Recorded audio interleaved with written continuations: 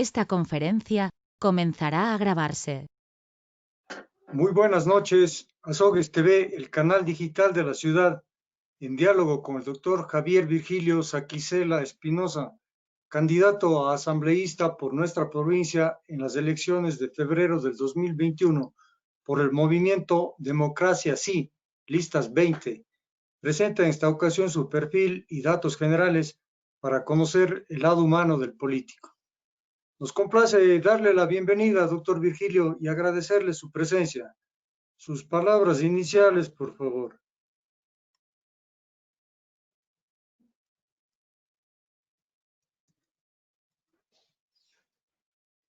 Un saludo para nuestro público de su parte, doctor.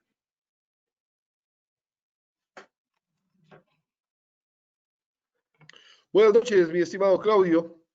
Un saludo afectuoso y respetuoso para Azogues, para la capital de El Cañar, que está por cumplir el bicentenario, 200 años de independencia, 200 años de historia, 200 años por donde han pasado hombres y mujeres importantes, pero sobre todo los hijos de Azogues.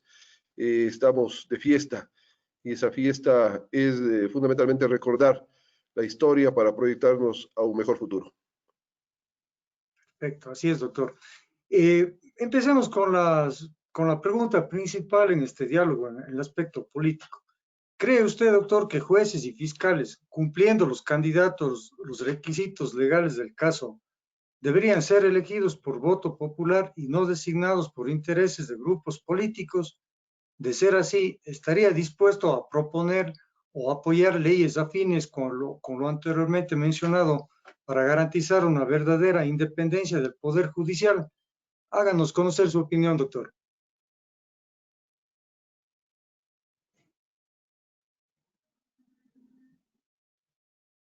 Bueno, Claudio, el tema de la justicia.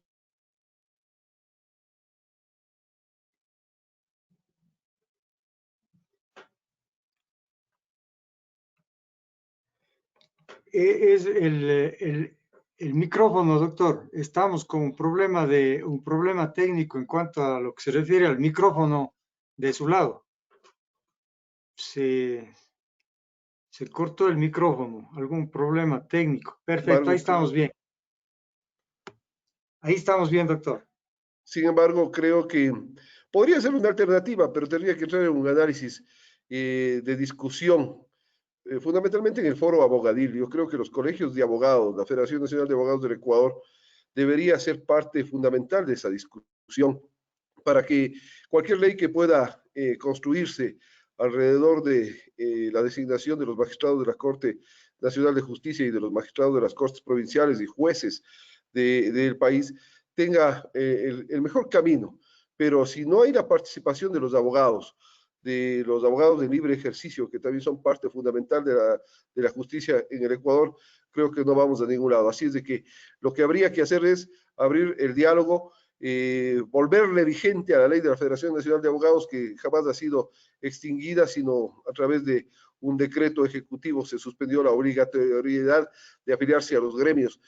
Siempre debe haberse contrapeso en la justicia nacional, donde el abogado, el que litiga, el que defiende las causas de un lado y de otro lado, pueda también tener su opinión dentro de lo que es ya la administración de justicia, de la elección de los jueces, para que exista una equidad, un equilibrio en lo que es la administración de justicia. Así es de que es un tema que habrá que analizarlo, habrá que ponerlo en el tapete de discusión de manera inmediata, Dios mediante, si llegamos a la Asamblea Nacional, para poder buscar estructurar la mejor ley en beneficio de la independencia de la justicia ecuatoriana. Muy bien, doctor. Usted es un jurista conocedor del derecho a profundidad y además como concejal del Cantón Azogues, previo a su función como alcalde, ya cumplió labores legislativas en el área que le competía en ese momento y presentó y se aprobaron, entre otras, las ordenanzas de legalización de tierras y de control de la propaganda electoral en el área urbana.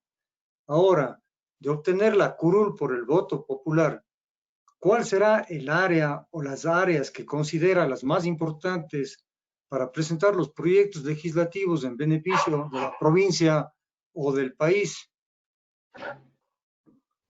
Bueno, creo con certeza de que la Asamblea Nacional, hoy tan venida menos, con una popularidad de alrededor del 2%, justamente es la equivocación de gente que no ha tenido conocimiento elemental del derecho, de la construcción legislativa, de la construcción de las leyes para este país, que se las ha hecho más al estómago y al interés de los grupos económicos poderosos del Ecuador y no al interés de la gente de a pie, de la gente común y corriente de nuestro país. Entonces, sí es menester de que hayan abogados que conozcan del tema legislativo para que pueda desenvolverse de mejor manera la Asamblea Nacional y pueda propiciar leyes que valgan la pena. Sí, yo cuando concejal del Cantón propicié, entre otras ordenanzas, la legalización de tierras que ha servido para que se resuelvan miles y miles de temas en el Cantón Azogues de regularización de los terrenos, de las propiedades de la gente azogueña. Esa fue una lucha, un planteamiento que hice cuando concejal del Cantón allá por el año 2006-2007 y que está vigente hasta la época y que ha dado resultados. También ha sido manoseada y ha sido manoseada por algunos quienes incluso fungieron de concejales del Cantón y eso ya tendrá que la conciencia sana de nuestro Cantón juzgarlo. Sin embargo, ha servido para que los abogados puedan ejercitar su profesión, para que el abogado tenga un ingreso económico y para que sobre todo se resuelvan los temas de propiedad de la gente del Cantón Azogues. Hubo también una ordenanza que le hicimos en el sentido de la propaganda electoral. No hay que agredirle a la ciudad, se prohibió que se pinte durante una campaña electoral, que las propagandas, que las pancartas que se colocan sean de dimensiones de 2x1 máximo, a objeto de no agredir al bien patrimonial, que es nuestra querida ciudad y nuestro querido Cantón Azogues, que recién acabamos de celebrar un aniversario más de esa declaratoria de hace ya 20 años atrás. Bajo ese punto de vista, creemos de que hemos dado muestras de conocer el marco legislativo. Ya cuando alcalde logré proponer al Consejo una ordenanza para regular o para modificar la ordenanza de patentes respecto de los bancos y cooperativas que operan en la ciudad, que se percibía alrededor de $35.000 por este impuesto. Y en mi época se logró consolidar alrededor de $400.000, es decir, buscando legislar para que los que más tienen sean los que contribuyan en beneficio de los que menos tienen. De esa manera también hay que ir a legislar en la Asamblea Nacional un sinnúmero de situaciones que existen, necesidades de la gente, reitero, de a pie, de la gente común y corriente de nuestro Ecuador, de nuestra provincia, de nuestras ciudades, a quienes hay que llevar la voz de ellos a la Asamblea Nacional en distintas facetas. Por citar un ejemplo, las juntas parroquiales, que son los gobiernos de cercanía, los gobiernos más cercanos a la población rural en este caso, son los que no tienen recursos, acaban de bajarles el 22.5% de sus presupuestos, y eso es ir en detrimento de los intereses de la gente que necesita arreglar una cancha, que necesita arreglar un carretero, que necesita arreglar un sistema de agua potable, de alcantarillado. Entonces hay que buscar alternativas. Creemos que hay un poliducto que atraviesa nuestra provincia, llamado Pascuales Cuenca, pero solamente de nombre porque atraviesa el 95% de este poliducto, el Cañar, la provincia del Cañar, y creemos de que debe, al haberse ahorrado millones de dólares, el Estado ecuatoriano debe darle una especie de compensación a través de una ley que asigne un X recurso para las 26 juntas parroquiales y que ello obviamente sea repartido de manera equitativa y con ello podamos con esos dólares a través de las juntas parroquiales servir a nuestras comunidades rurales.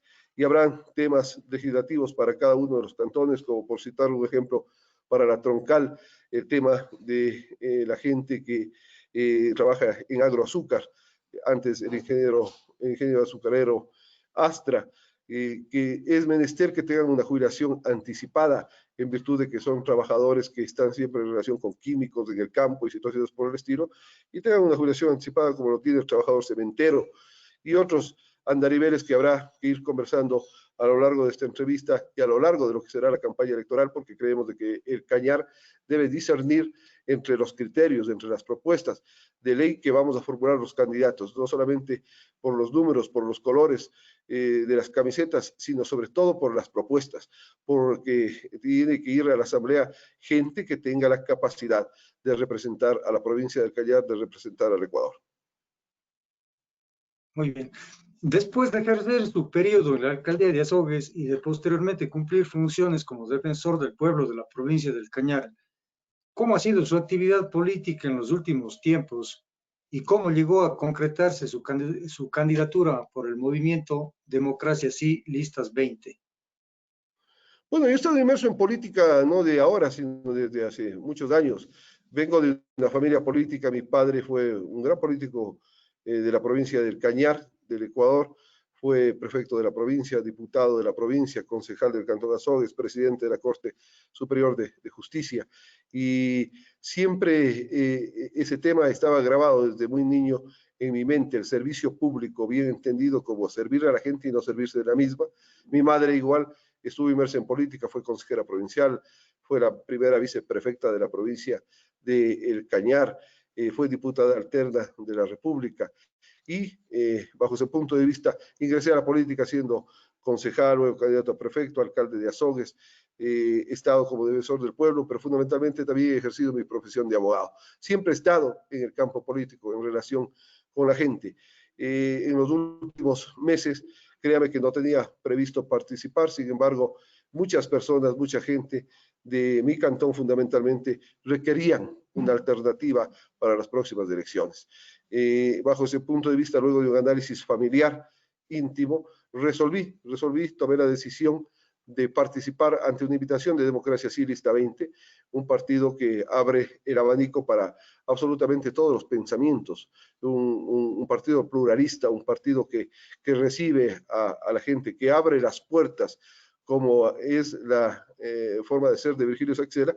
Dialogamos y resolvimos. Y estamos presentando una propuesta seria a la provincia del Cañar para que sea considerada por el electorado en las próximas elecciones del 7 de febrero y Dios mediante de así hacerlo la gente de mi provincia, estaremos para representarla con altura, con idoneidad, con capacidad y obviamente para llevar a la formulación de leyes que valgan la pena, de leyes bien hechas, no de leyes hechas, reitero, al estómago de los poderosos de este país, sino bien hechas y de acuerdo con las circunstancias y las necesidades de la gente de a pie. Y obviamente también para fiscalizar, para irnos en contra de ese cáncer que es la corrupción, que se lleva 2.000 millones de dólares anuales por esa contratación pública, donde buscan las artimañas quienes la manejan para llevarse la plata. Y habrá que ir a incautar los bienes de los que se han robado la plata de los ecuatorianos, lo que no ha querido hacer la actual Asamblea. ¿Por qué? Porque tienen intereses, porque obedecen a intereses económicos. Nosotros iremos simplemente a legislar y a fiscalizar en nombre del pueblo ecuatoriano. Me parece muy bien, la ley debe ser para todos y si es que hay que confiscar bienes para que se devuelvan esos dineros mal habidos, me parece muy bien que se hagan esos cambios muy importantes en la Asamblea. Para continuar con nuestras inquietudes, quisiera rememorar dos aspectos en la vida de su padre, el doctor Virgilio Saxela Toledo. El uno sobre un área personal de la que usted es un muy buen discípulo, la oratoria. En este aspecto, para el criterio de muchos entendidos en la materia, sin menoscabar la valía de otros valiosos personajes, los mejores oradores de la provincia en la segunda mitad del siglo XX fueron y son Virgilio Saxela Toledo, Segundo Serrano y Juan Cárdenas de Espinosa. Su papá fue premiado como el mejor orador a nivel nacional en el año 89. Cuéntenos los detalles de aquella distinción. Bueno, fue en el año 85. Papá era diputado de la República en el Congreso del 84, en la época de Febres Cordero, cuando era presidente, y tenía una inteligencia privilegiada, una oratoria muy buena. Creo que la gente cuando le escuchaba hablar a papá se quedaba literalmente con la boca abierta por la calidad de oratoria que tenía Virgilio Saxela Toledo. Y uno de los grandes discursos que dio fue un 9 de octubre, cuando Abdalá Bucarán era alcalde de Guayaquil y fue a sesionar en Guayaquil el Congreso Nacional de la época y papá fue delegado por el Congreso para saludarle a Guayaquil. Y fue un gran discurso. Yo era muy joven, debo haber tenido alrededor de unos 12 años, 13 años máximo, pero un discurso que llegó a establecer lo que más adelante sería una distinción como el mejor orador de ese año del país, del Ecuador. Tenía un gran discurso y en el Congreso Nacional hizo escuchar la voz de los cañarenses, hizo escuchar la voz de la gente, legisló en beneficio del país, legisló en beneficio de la gente de a pie, que es lo que yo aprendí, lo que yo heredé y lo que intento hacer si es que el pueblo del Cañar así lo decide. Siempre tendré como un eje, como un norte, quién fue Virgilio Saxena Toledo, mi finado padre, quien me enseñó, entre otras cosas, la honestidad sobre todo y el servicio a la gente. Muy bien. Usted ya se refirió previamente a algunos aspectos de la vida política administrativa de su señor padre. Y nosotros le íbamos también a preguntar qué recuerdos tenía de él, cómo le marcaron su vida como abogado y como político. Si desea hacer una acotación adicional, nos parecería muy bien. Bueno, yo era muy joven, alrededor de 11, 12 años, cuando papá accedió al Congreso Nacional en el año 84. eh, y fue algo bonito para uno, todavía siendo niño, saber que su padre era uno de los diputados y reconocidos del país y que estaba con diputados de la talla de Jorge Zavala Vaquerizo y otros de ese estilo, de esa calidad, de ese talante, de ese talento en el Congreso de aquella época. Y papá, muy querendón de la familia, tomó la decisión de que vayamos a vivir a Quito. Mi madre y mis hermanos, en esa época éramos tres, porque no había Guillermo, que es el último, mi último hermano, que es abogado. Estaba mi hermano Alberto, mi hermano Andrés, y quien habla, y estudiamos en la Salle de Quito. Luego retornamos a la tierra porque papá quería mucho a su tierra, fue candidato a concejal, ganó la concejalía y renunció a la misma para ser prefecto de la provincia, ganó la prefectura en esa época en una gran línea electoral, ganó a Segundo Serrano. Cuando prefecto provincial yo estaba ya por terminar mis estudios secundarios en el Colegio La Salle, de Azogues, en Julio María Matoya y La Salle, en el sexto año, y mi idea era estudiar Derecho Internacional. Así es, papá hizo las gestiones para encaminarme para la diplomacia, que es lo que me gustaba en esa época. Sin embargo, los bemoles de la política, las circunstancias de que era el hijo mayor, propiciaron de que yo tome la decisión de no abandonarle a papá, que era un político que estaba en ese momento desempeñando la prefectura, y tomé la decisión de quedarme y me fui a matricular ya en extraordinaria en la Universidad Estatal de Cuenca, donde cursé mis estudios superiores. Siempre tuve una gran relación con papá de mayúsculo respeto. Era un hombre sumamente íntegro, un hombre muy amigo de la gente, muy servidor de la sociedad, muy querendón de la tierra y de la familia, muy católico, respetuoso y temeroso de Dios. Y esas cosas nos enseñó hasta que lastimosamente la Parca decidió hace ya 8 años atrás de que ya no esté, muy joven, recién cumpliendo los 67 años de edad, falleció papá con un cáncer fulminante, pero nos heredó no solo su buen nombre, sino su proceder, y eso es lo que como hijos, mis hermanos de quien habla, vamos día a día fraguando en la vida, buscando caminar en la misma y cubriendo los intereses, no solo de la familia, sino los intereses de la sociedad.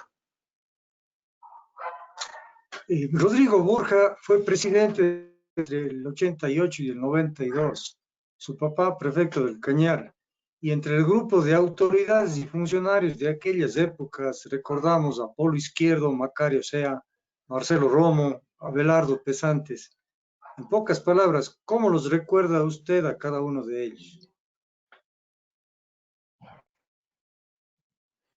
Bueno, yo reitero, Claudio, desde niño andé en la política y siempre en la izquierda democrática, donde estaba papá, habían grandes amigos. Entre ellos, quienes recuerda usted, Polo Izquierdo. Polo fue alcalde de Azogues en el periodo que papá fue diputado y concejal en el gobierno de Febres Cordero.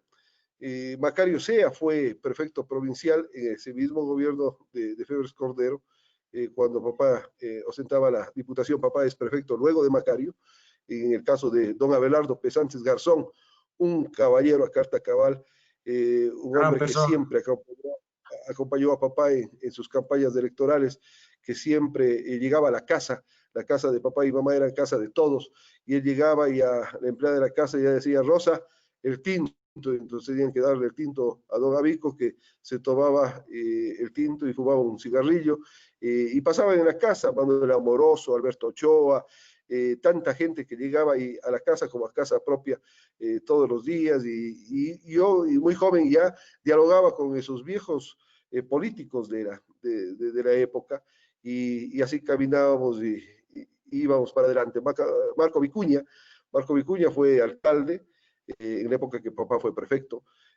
Con Marco se compartió esa campaña electoral, y un sinnúmero de personas que a lo mejor la memoria este rato nos es ingrata, pero habían jóvenes de la época, mayores también, que siempre estuvieron alrededor de lo que era Virgilio Saxena Toledo, y obviamente yo fui aprendiendo de todos ellos desde muy niño lo que es el servicio público.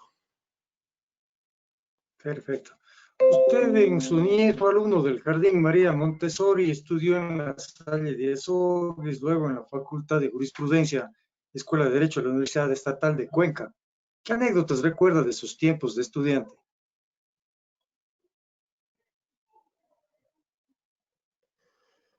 Bueno, sí, estuve en el María Montessori, que funcionaba frente a la puerta del garaje del municipio de Azogues, en la casa que hoy día es de Patricio Cárdenas, si no me equivoco. Ahí era el jardín, y mi profesora era doña Abigail Novillo. Habían unas hermosas profesoras de esa época, algunas que todavía viven, gracias a Dios, con quienes cuando nos encontramos saludamos con afecto, con cariño, que fue el inicio de la educación fuera del hogar de quien habla.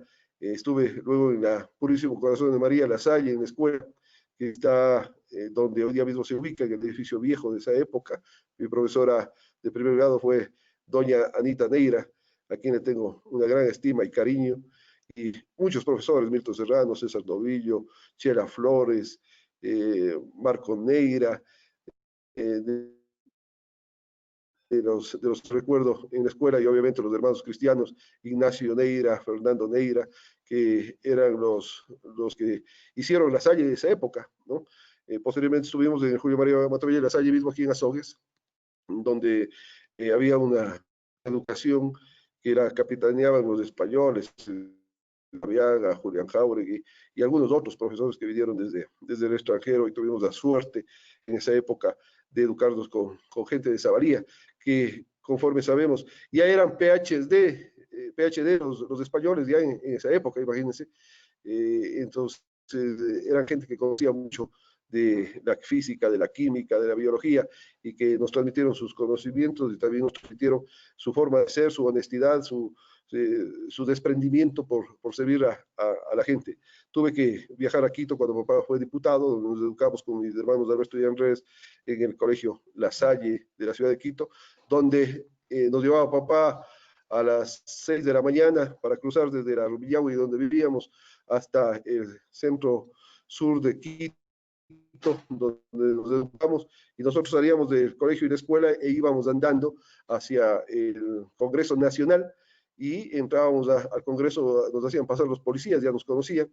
Justo con Norberto Calle me encontré, es ahorita vocal de la Junta Parroquial de Ingapirca, y él era policía en esa época, y se acordaba Norberto que estuvimos en Ingapirca hace unos días, decía: doctor, yo le hacía entrar a usted cuando era niño en el Congreso Nacional, ¿no? Y hoy día usted está de candidato a asambleísta y yo estoy de vocal de la Junta de Ingapirca. Entonces esas anécdotas quedan, fue parte de nuestra vida, de nuestra historia, de esas memorias que papá quiso escribir. La muerte no le permitió dejarnos las memorias, pero aspiro yo trasuntar algunas de las que quedaron en la retina de lo que habíamos vivido juntos, y de lo que recuerde de esa historia no tan lejana, pero al mismo tiempo cierta, real, enriquecedora, y un orgullo para quien habla.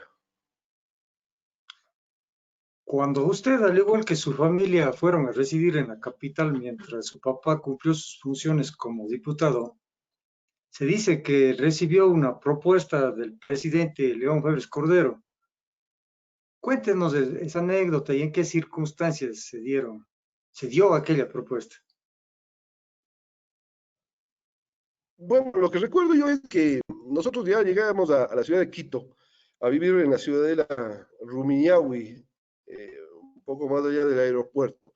Y en efecto, mi tío Teófilo Espinosa, hermano de mi madre, que vive en Quito muchos años, él había visto un departamento unas 2 cuadras más abajo de la casa de él. Sin embargo, cuando ya nos instalamos en Quito, a aparecer los vehículos que se supo que eran del Estado, con gente que andaba tras la conciencia de los diputados. Y en esa época se hablaba de que querían supuestamente comprar el voto de Virginia Saquicera Toledo. Mi papá se fue a la casa de mi tío, le buscaban en la casa de mi tío, se fue a una propiedad que tenía mi tío en Chabllabamba, le buscaban, hasta que un día entiendo de que le llevaron prácticamente a la fuerza al Palacio de Gobierno donde el presidente Febres Cordero, y papá había ingresado, Febres Cordero se había referido, Virgilio, ¿cómo estás? Y simplemente habían conversado.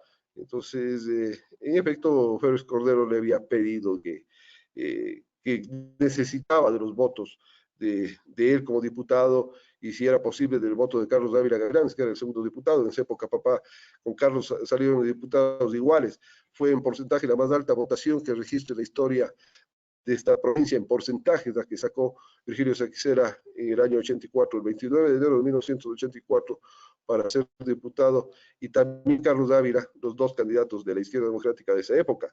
Sin embargo, papá había sido muy drástico y le había dicho, siguiente, no, León, no, presidente, no, hasta aquí nomás, y no se preocupe, que yo conozco Quito porque yo estudié en Quito, papá estudió en la Central del Ecuador, ¿no? Así de que me voy y hasta luego. Y se había despedido, no le habían impedido, había salido caminando del Palacio del Gobierno. Había unos entretelones que creo que no viene al tema contar, son parte de la historia, de cuestiones de ofrecimientos, de maravillas, entre comillas, pero que la honestidad de Virgilio Saquicera, el nombre de él y de sus hijos, de sus descendientes, y más allá de ello, el nombre de la provincia del Cañar, decía papá, no estaba en subasta. Perfecto. Usted, doctor, practicó ecuavole e indoor fútbol. Creo que también físico-culturismo, levantamiento de potencia. Usted es un aficionado al deporte y sabe la importancia de esta actividad en la población. De darse el apoyo de los votantes y llegar a la asamblea, usted se compromete a apoyar y fortalecer las entidades deportivas formativas, especialmente en la provincia del Cañar. Bueno, por ciento, pero partamos de la verdad para apoyar el deporte, ¿no? No he sido físico-culturista, mi estimado Claudio, ¿no? Ni he levantado potencia ni nada por el estilo. Que algo hemos jugado al indoor fútbol como siempre, como todos los jóvenes, niños, lo hemos hecho con los amigos de la época, en verdad, de que me gustaba jugar un poco el voleibol de servidor o volador, también es verdad. Pero sí, el deporte es esencial, yo creo que en las federaciones deportivas del país parece que vienen reestructurándose. Ahí está Israel Verdugo, que entiendo viene haciendo un trabajo positivo, un azogueño, que es viceministro del deporte, pero tiene que apuntalarlo el Estado ecuatoriano a través del gobierno. No podemos estar aplaudiéndole a Carapaz cuando él llega a hacer algo y llega por su esfuerzo propio. No, debemos empezar a hacer Carapaz desde niños, desde jóvenes, para tener mayor representatividad, ¿no? Hay deportistas de élite que ha tenido el país, como Jefferson Pérez, como algunos otros, pero que ha sido por el esfuerzo de ellos fundamentalmente, y no por el apoyo del Estado.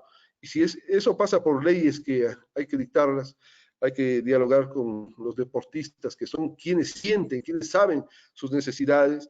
Entonces habrá que hacerlo, habrá que sentarse en mesas de diálogo. Yo creo que para legislar bien hay que sentarse con la gente que tiene que ver con el tema. Si es del deporte, hay que sentarnos con los deportistas, no solo con los dirigentes, también con los dirigentes, pero con los deportistas esencialmente, para que ellos nos digan cuáles son sus necesidades, cómo ven el tema, cómo ven el apoyo económico, cómo ven las instalaciones deportivas. Y ahí, sí, con ellos construir una legislación que hay que llevarla a la Asamblea Nacional para que sea discutida y aprobada. Pero no podemos nosotros de memoria ir a legislar, porque si hacemos así como lo han hecho ahora, simplemente las leyes van a salir mal hechas y eso es ir en retroceso del país. Bajo ese punto de vista, toda la temática, incluida la del deporte, ¿no? Habrá que tomarla en consideración, habrá que ver no solo el deporte tradicional del fútbol del básquet o de la lucha o cuestiones por el estilo. También vienen deportes como el ciclismo, hay deportes como de contacto, hay un sinnúmero, hay gente que se dedica al levantamiento de pesas, al fisicoculturismo, también hay que apoyarles, ¿no? Entonces todo el deporte tiene que ser visto en su conjunto, pero ¿con quiénes? Con los deportistas. Entonces ese compromiso lo hacemos desde ya, Claudio, para sentarnos en mesas de diálogo con los deportistas del país y obviamente de la provincia y poder llevar sus inquietudes y plasmarlas en leyes que valgan la pena.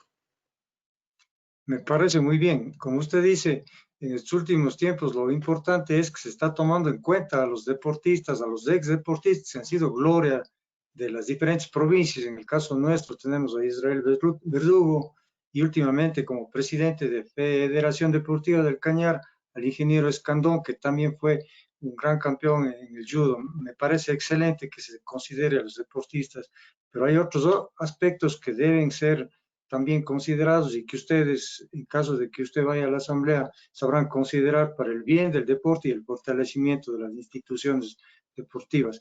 Con estas últimas palabras, pues le agradecemos a usted muchísimo por su tiempo valioso que nos ha proporcionado y le dejamos en su saludo final, mi estimado doctor Virgilio, deseándole el mejor de los éxitos en sus actividades. Gracias, Claudio. Para mí una satisfacción haber podido recordar un poco la historia de nuestra provincia. Es importante ir allá, a esa historia nueva y vieja, para, reitero, saber a dónde queremos ir. Cuando alcalde de Azogues buscamos esas alternativas y en el caso del deporte pudimos direccionar de que en la vieja plaza de Papas se ponga las figuras de glorias del deporte que están ahí en la pared principal del estadio de la Federación Deportiva de igual manera. Entonces hay que reconocerle a la gente que ha dado lustre a la tierra en los distintos aspectos. Hoy día estamos de bicentenario y bajo ese punto de vista es recordando a ellos, recordando lo bueno de la historia y lo malo de la historia también, que podemos rendirle homenaje a la tierra. Hoy día, de candidato a la Asamblea, aspiro y espero calar en la conciencia del electorado, que es el que tiene que discernir, el que tiene que elegir. Esa es la democracia, y buscar las alternativas que mejor le representen en una Asamblea Nacional.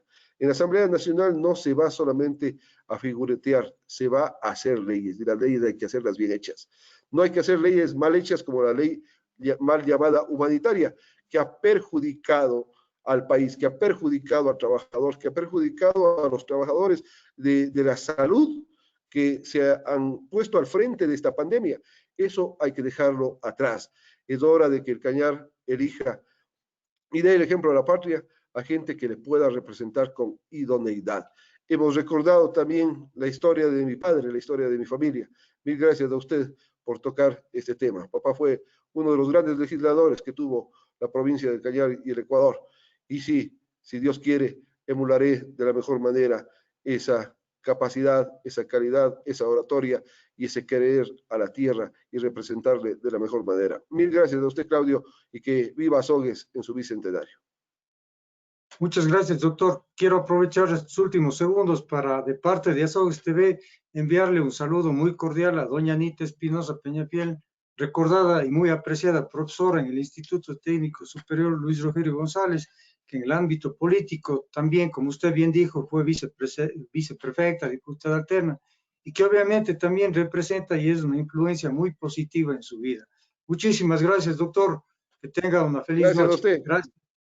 Gracias. Muchas Hasta gracias. la próxima. Gracias.